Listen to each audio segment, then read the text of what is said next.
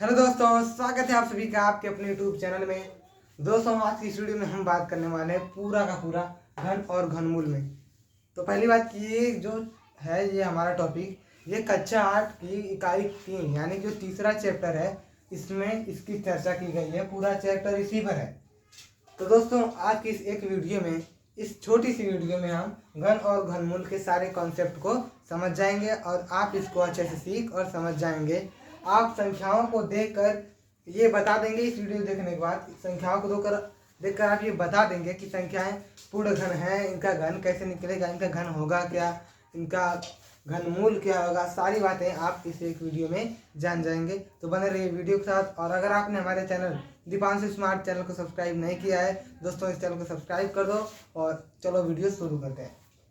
तो दोस्तों, हमने इसके पीछे एक और वीडियो बनाई थी। इसके पिछली क्लास में हमने बताया था कि हम वर्ग कैसे निकालते हैं, वर्गमूल कैसे निकालते हैं। तो खैर चलिए 1 मिनट में उसको देख लेते हैं कि हमने कहा था जब किसी संख्या का उसी से 2 बार गुणा हो। जैसे कि हमारे पास संख्या 5 है, तो 5 का अगर 2 बार गुणा करें तो हम इसको कहते हैं 5 का वर्ग, यानी 5 का स्क्वायर, और होता था 25। यानी जो संख्या होती थी ये 25, ये 5 का वर्ग होती थी। और जो 25 का वर्गमूल होता था वो क्या होता था 5, क्योंकि 5 से गुणा 2 बार करने पर ही 25 आया है। इसी तरह जो आज की ये हमारी क्लास है, ये बात है घन और घनमूल के बारे में। तो घन क्या होता है, जैसे यहाँ पर हमने कोई भी संख्या ले ली, हमने ले लिया यहाँ पर 3। अगर हम 3 का इसी से 3 बार गुणा करें, 3 गुणा 3 गुणा 3, तो जो संख्या आती है 27, इसको हम क्या कहते हैं, इस संख्या का घन है। क्यों घन है? क्योंकि हमने 3 का गुणा 3 बार किया। और इसे हम लिख सकते हैं 3 का क्यूब, 3 का घन। जब किसी संख्या को हम उसी से 3 बार गुणा करते हैं तो हम इसे लिखते हैं 3 का घन, 3 की घात 3, उसकी घात 3 लिखते हैं, चाहे संख्या कोई भी हो। ठीक है दोस्तों।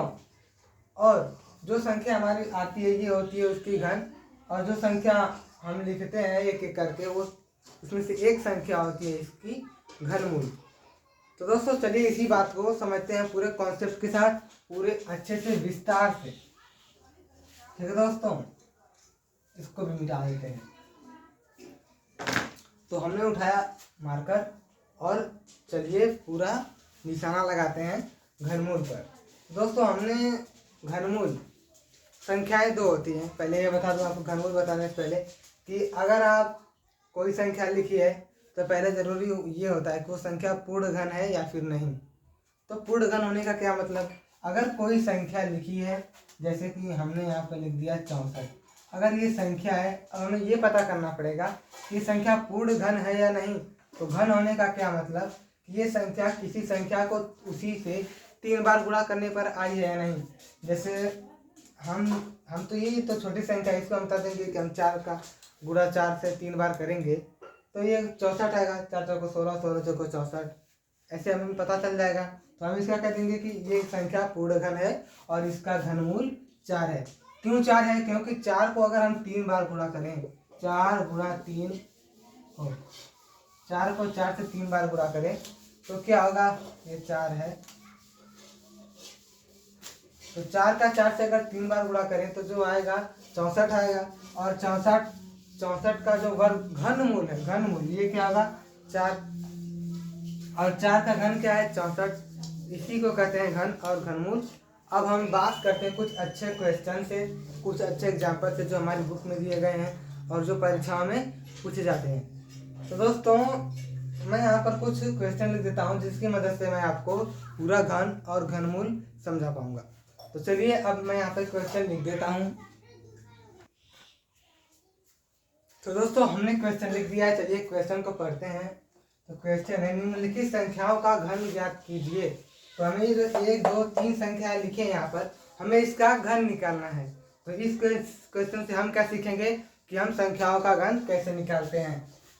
तो हम लेते हैं पहला एग्जाम्पल। पहले क्या हम तीनों को बारी बारी लेंगे और तुरंत बहुत कम समय में इसको हम सॉल्व करने की कोशिश करेंगे। तो हमें पूछा है 7 का घन, यानी कि 7 का क्यूब, 7 की घात 3। तो 7 की घात 3 का मतलब है कि हमें 7 को 3 बार गुणा करना पड़ेगा। तो हमने 1 2 3 7 को 3 बार गुणा करके लिख दिया।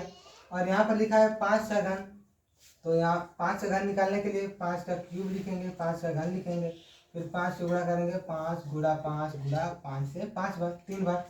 अब ये है हमारा लास्ट क्वेश्चन 10। तो हम 10 का घन निकालने के लिए 10 का क्यूब लिखेंगे और लिखेंगे 10 का गुणा 3 बार, 10 गुणा 10 गुणा 10। तो दोस्तों अब हम इनको सॉल्व करके लिखते हैं, जो हमारा रियल आंसर होगा वो क्या होगा। दोस्तों आंसर है हमारा, इसको हम निकालते कैसे, सिंपली हमें गुणा करना पड़ेगा इन संख्याओं का। पहले हम 7 से गुणा करेंगे 7 का, तो 49 आएगा, 49 आएगा। यहाँ पर हम लिख लेते हैं 49, और फिर इसका गुणा करना है हमें 7 से, इसका यहाँ नीचे लिख सकते हैं 7 और उसका गुणा करते हैं। तो यहाँ पर है 7 और ऊपर है 9, 7 का पढ़ा पड़ेंगे 9 में, 7 9 63। 63 को हम यहाँ पर ऐसे लिखते हैं, तो यहाँ पर हम 3 लिख देंगे और 6 को हम अगली संख्या में जोड़ने के लिए रखे रहेंगे। 7 को 28, 28 में हम 6 जोड़ेंगे तो हो जाएगा 34। ठीक है दोस्तों, ये हो गया हमारा घन 343। 343 जो है इस संख्या का घन निकल गया। इसी तरह हम 5 का गुणा करेंगे, तो 5 गुणा करेंगे 5 में 25, सबको पता है, और 25 का गुणा करेंगे हम 5 में, यानी कि 25 का पारा करेंगे हम 5 में, तो क्या आएगा 125। 125, तो 125 किसका घन है 5 का, 5 का घन क्या होगा 125। ठीक है दोस्तों, ऐसे समझना है। अब हमें 10 का गुणा करना है 3 बार, तो इसको मैं आपको गुणा करने के लिए एक ट्रिक बता देता हूँ। जब हमारे पास कुछ ऐसी संख्या हो और तब हम क्या देखते हैं, सारी संख्या में बस 1 है और 0 है, इसके अलावा कोई संख्या है नहीं। तो 10 गुणा 3 बार, यानी कि हम इसको 1 यहाँ पर लिख देंगे और जितने 0 हैं गिन लेंगे, 3 0 1 2 3, तो हम यहाँ पर 3 0 लगा देंगे, 1000। 10 का घन कितना है 1000, 5 का घन कितना है 125, 7 का घन कितना है 343। दोस्तों ऐसे हमने कर दिया घन। अब हम सीखेंगे घनमूल। दोस्तों जैसे कि इसकी पिछली वीडियो में बताया था मैंने वर्गमूल के बारे में, तो वर्गमूल निकालने के लिए अगर किसी संख्या का हमें वर्गमूल निकालना होता था तो हम उसे लिख देते थे कड़ी में। जैसे कि हमारे लिखते थे कड़ी में 25, तो इसका वर्गमूल निकाल के हम लोग लिखते थे कड़ी में 5 गुणा 5, एक जोड़ निकालते थे बाहर और वो हो जाता था 5 एक बार, तो 5 का होता था वर्गमूल। लेकिन बात है घनमूल को, तो क्या हम घनमूल को भी ऐसे कड़ी में लिखेंगे? जी हाँ दोस्तों, कड़ी में लिखेंगे पर एक अलग स्टाइल से लिखेंगे। वो कैसे? अगर कोई संख्या होगी जिसका हमें घन, जैसे हम ले लेते हैं 343 को, 343 को अगर हमसे इशारा करे कि हमें इसका घनमूल निकालना है, तो इस संख्या को वो किताब में ऐसे दे देता है, इसका घनमूल निकालिए। कड़ी में लिखता तो है, लेकिन यहाँ पर जो संख्या लिखनी जरूरी होती है 3, इसको लिख देता है, क्योंकि इससे ये हमें क्लियर स्पष्ट हो जाता है ये जो संख्या है इसका हमें घनमूल निकालना है। फिर अब हम इसका घनमूल निकालते हैं। तो घनमूल कैसे निकालते हैं वो तो हमें पता ही नहीं, तो चलिए उसको सीखते हैं घनमूल निकालने की आसान एक विधि। ठीक है दोस्तों, अब हम इसको मिटाते हैं। अब हम निकालते हैं घनमूल। घनमूल कैसे निकालते हैं ये जानकर हम कुछ उठाएंगे अच्छे अच्छे क्वेश्चन, और उस क्वेश्चन से आपको घनमूल के सारे सवाल क्लियर हो जाएंगे। तो चलिए हम निकालते हैं पहले कि ये घनमूल निकलता कैसे है। हमारे पास कोई संख्या है, इसका घनमूल निकलेगा कैसे। हम कोई बड़ी संख्या ले लेते हैं, जैसे कि हम ले लेते हैं 14 28। नहीं, ये संख्या सही नहीं है क्योंकि ये पूर्ण घन है ही नहीं, क्योंकि इसका घन नहीं निकलेगा। मैं संख्या ले लेता हूँ जो कि पूर्ण घन है 17 28। दोस्तों अब हमें इसका निकालना है घनमूल। तो हमें ये बात पहले से पता है कि इस संख्या का घनमूल निकल जाएगा, क्योंकि इसका किताब में बोला है क्वेश्चन में कि आप इसका घनमूल निकालिए। तो चलिए इसका घनमूल निकालते हैं, देखते हैं कैसे निकलता है घनमूल। घनमूल निकालने के लिए करना पड़ता है गुणनखंड। और गुणनखंड कैसे करते हैं? गुणनखंड करने के लिए आपको भाग आनी जरूरी होती है, लेकिन आपको अगर भाग नहीं आती तो कोई बात नहीं, हम आपको इसी संख्या से डायरेक्ट बिल्कुल सेकेंडों में भाग आप लगाने लगेंगे। कैसे? चलिए हम देखते हैं। अब हम देखेंगे क्या ये संख्या 2 से कटेगी, कैसे पता चलेगा 2 से कटेगी या फिर नहीं कटेगी। हम देखते हैं इस लास्ट नंबर को, क्या ये 2 से कटेगा? हाँ ये 2 से कटेगा, तो मतलब पूरी संख्या 2 से कटेगी। तो हम यहाँ पे लिखते हैं 2 और भाग देना शुरू करते हैं। तो 1 है छोटी संख्या, 1 में भाग तो जाएगी नहीं, तो मतलब दोनों अंक लेते हैं 17। तो 2 से अगर 17 में भाग करेंगे तो कैसे करेंगे? 17 में की पाढ़ा 2 का पाढ़ा 17 आता ही नहीं, तो हम 17 से कम तो आता है उसको ले जाएंगे।